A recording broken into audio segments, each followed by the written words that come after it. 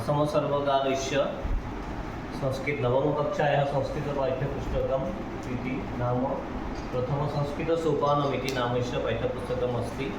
अस्मिन् वर्षात् प्रारम्भं भवति।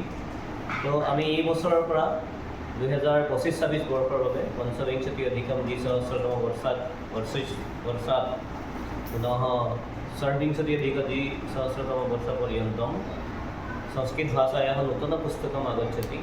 तो सर्वे प्राप्तवन्तः इदानीं। तो आमी এতিয়া নতুন কিতাপখন হয়তো সকলোৱে পাইছোঁ।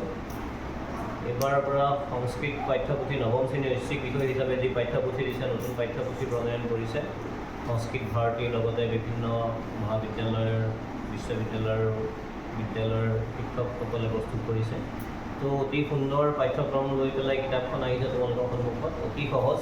গতিকে আমি কোনেও ভয় খাব নালাগে, একেবাৰে সহজ সৰল সংস্কৃতত কিতাপখন প্ৰস্তুত কৰিছে।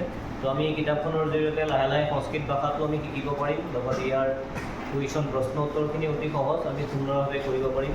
গতিকে লাহে লাহে মই তোমালোকক এটা দুটা পাঠ কৰি আৰম্ভ কৰিম, তোমালোকেও ঘৰতে থাকি শিকিব পাৰিবা। আৰু বিদ্যালয়তো তোমালোকক শিকাবই, লগতে কিবা কনফিউজন থাকিলে আমি আলোচনা কৰিব পাৰিম। তো কিতাপখন অলপমান আমাৰ ইয়াত আহিছে, মই অকণমান দেখুৱাই দিছোঁ। প্ৰথমতে আমাৰ আৰম্ভ হৈছে সংস্কৃত বৰ্ণানাম শব্দই চিত্ৰৈশ্চ নিদৰ্শনম। স্বৰবৰ্ণাহ দিছে, প্ৰতিটো বৰ্ণৰে এটা এটা শব্দ নিৰ্মাণ কৰি দেখুৱাইছে। অ অনলহ, আ আলুকম, ই ইষ্টিকা, ই ঈশ্বৰ। তাত আমি ছবিখন চাই পেলাই আমি গম পাম যে কি হয় বস্তুটো। অতি সহজ।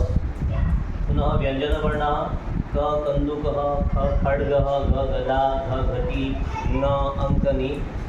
এতৎ সর্বম সুন্দরম ভবতি। তাৰপিছত আমাৰ আছে সংস্কৃত বৰ্ণানাম বিভাগः। সংস্কৃত বৰ্ণসমূহৰ বিভাগসমূহ আছে, স্বৰ, মূলস্বৰ, হ্ৰস্বস্বৰ, দীৰ্ঘস্বৰ, এইবিলাক আছে। সন্ধি, সুন্দৰভাৱে গোটেই বস্তুখিনি ইয়াত বুজাই দিছে। আমি লাহে লাহে পঢ়িলে গোটেইখিনি গম পাম। সন্ধিখিনি বুজাই দিছে, এটা বৰ্ণ সংযোগ, বৰ্ণ বিচ্ছেদ, আমি সকলোৱে জানিব লাগে এইখিনি কথা। তাৰপিছত সংযুক্ত বৰ্ণবিলাক দিছে। তাৰপিছত অভ্যাসবিলাক দিছে সুন্দৰভাৱে। মই পিছত তোমালোকক দেখুৱাই দিম এইখিনি। দিয়া अस्ति पद परिचय। पूर्वं वर्ण परिचयः आसीत्, इदानीं पद परिचयः।